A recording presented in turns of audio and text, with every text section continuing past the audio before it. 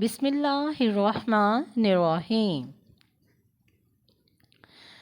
السلام علیکم ورحمۃ اللہ وبرکاتہ۔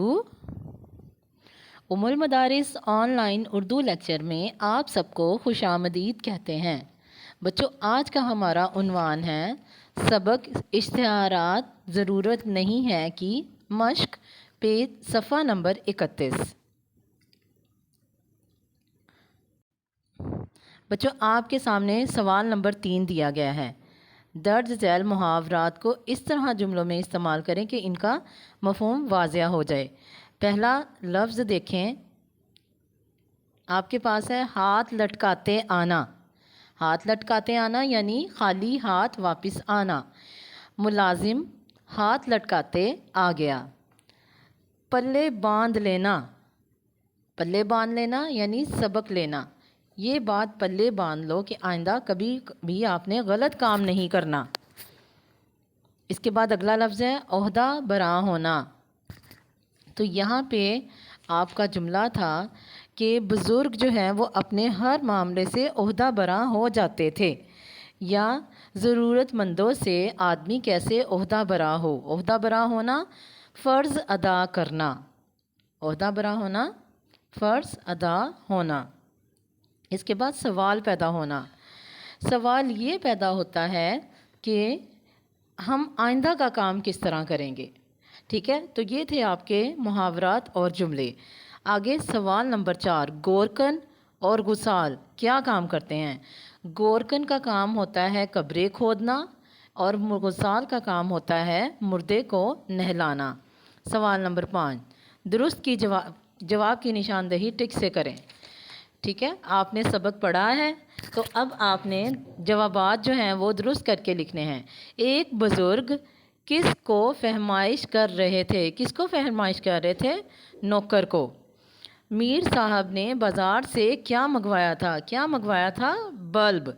اتفاق سے چند دن بعد آقا پر کس بیماری کا حملہ ہوا؟ بخار کا۔ نوکر نے کہا، ویسے تو حکیم صاحب بہت حاذق ہیں۔ حاذق کا مطلب ہوتا ہے عقل مند۔ اس کے بعد دیکھیے، فرما بردار بیٹے کو جائیداد سے کیا کرنے کا سوال ہی پیدا نہیں ہوتا؟ آنکھ۔ ٹھیک ہے، اب سوال نمبر آ جائیں 6۔ اس سبق سے 5 اسم نکرہ تلاش کر کے لکھیں۔ اسم نکرہ کیا ہوتے ہیں؟ اسم نکرہ وہ نام جو کہ عام استعمال ہوتے ہیں، جیسے بیٹا، آقا، ریڑی۔ جو عام نام ہوتے ہیں وہ اسم نکرہ ہوتے ہیں۔ یہ آپ نے تلاش کر کے اپنی کتاب سے، اپنے سبق سے، اپنی نوٹ بک پر لکھنے ہیں۔ اس کے بعد آ جائیں سوال نمبر 8 پہ۔ سوال نمبر 7 آپ ورک شیٹ پہ کر چکے ہیں۔ سوال نمبر 7، مندرجہ ذیل جملوں کو جملوں میں اس طرح استعمال کریں کہ ان کی تذکیر و تانیث واضح ہو جائے۔ پہلا لفظ ہے کفن۔ ٹھیک ہے، تو آپ نے اس کا جملہ لکھنا ہے، کوئی بھی جملہ پہنا دیں۔ مردے کو کفن پہنایا گیا۔ کفن تذکیر و تانیث کے لحاظ سے کیا ہے؟ مذکر۔ چمنی، چمنی میں سے دھواں اڑ رہا تھا۔ چمنی کیا ہے؟ مؤنث۔ ڈگری، علی کو ایم اے کی ڈگری حاصل ہو گئی، تو ڈگری کیا ہے؟ مؤنث۔ چوروں نے حملہ کر دیا، تو حملہ کیا ہے؟ مؤنث اور مذکر۔ اس کے بعد ہے لسی، احمد نے لسی پی، تو لسی کیا ہے؟ اس میں مؤنث ہے۔ اس کے بعد ہے واحد کے جمع اور جمع کے واحد لکھیں۔ وقت کی جمع کیا ہوگا؟ اوقات۔ احباب جمع ہے، اس کی واحد کیا ہوگا؟ حبیب۔ اطلاعات واحد ہے، اس کا جمع کیا ہوگا؟ اطلاعات۔ آداب جمع ہے، اس کی واحد کیا ہوگی؟ ادب۔ اشتہار واحد ہے، اس کا جمع کیا ہو گیا؟ اشتہارات۔ آگے سوال نمبر 10 دیکھیں۔ سوال نمبر 10، درج ذیل الفاظ کو حروف تہجی کے لحاظ سے ترتیب دینی ہے۔ تو حروف تہجی کے لحاظ سے کیسے ترتیب دینی ہے؟ یعنی آپ نے الف بے پے تے اس ترتیب سے جو الفاظ پہلے آتے ہیں وہ آپ نے لکھنے ہیں۔ جیسے اب یہاں پہ فہمائش فے سے، دوشیزہ دال سے، گھامڑ گاف سے، اوباش الف سے، دانست جو ہے وہ دال سے. تو سب سے پہلے آپ کے پاس آتا ہے الف والا لفظ. تو سب سے پہلے کیا آئے گا؟ اوباش. ٹھیک ہے، اوباش کا مطلب کیا ہوتا ہے؟ آوارہ. اوباش کے بعد آپ کا جو دوسرا لفظ ہے، ٹھیک ہے، وہ کیا آئے گا؟ دال والے لفظ آئیں گے. دال، دوسرا لفظ بھی دال والا آئے گا اور تیسرا لفظ بھی دال والا آئے گا. دال. دوشیزہ. دوشیزہ کا مطلب ہوتا ہے لڑکی. اور دانست، یہ بھی آپ کا آ جائے گا تیسرے نمبر پہ. دانست سمجھ. اس کے بعد چوتھے نمبر پہ آپ کا کیا آئے گا؟ چوتھے نمبر پہ فے آتا ہے یا گاف آتا ہے؟ تو چوتھے نمبر پہ فے آتا ہے، یعنی فے، یہ آ گیا آپ کا فے. ٹھیک ہے، چوتھے نمبر پہ آپ کا آ جائے گا فے.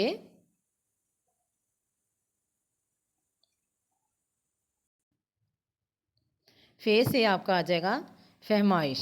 اس کے بعد آخر میں آپ کا آ جائے گا گاف والا لفظ، یعنی گھامڑ. تو گھامڑ کا مطلب ہوتا ہے بے وقوف. تو آپ نے اس ترتیب سے لکھنا ہے اور اس کے بعد اس کے معنی لکھنے ہیں. آگے کالم ملائیں. ہاں جی، لالٹین کس کے ساتھ ہوگا؟ لالٹین چمنی. بخار علاج. درزی کفن. دوشیزہ لڑکی. میر صاحب کا نوکر. میر صاحب کے نوکر کے ساتھ کیا آئے گا؟ ان کا نوکر دور اندیش تھا نا، تو یہ دور اندیش آ جائے گا. اور بزرگ کا نوکر گھامڑ. اس طرح آپ نے کالمز کو آپس میں ملا دینا ہے. تو بچوں، یہ تھا ہمارا آج کا سبق. اشتہارات ضرورت نہیں ہے کہ مکمل مشق.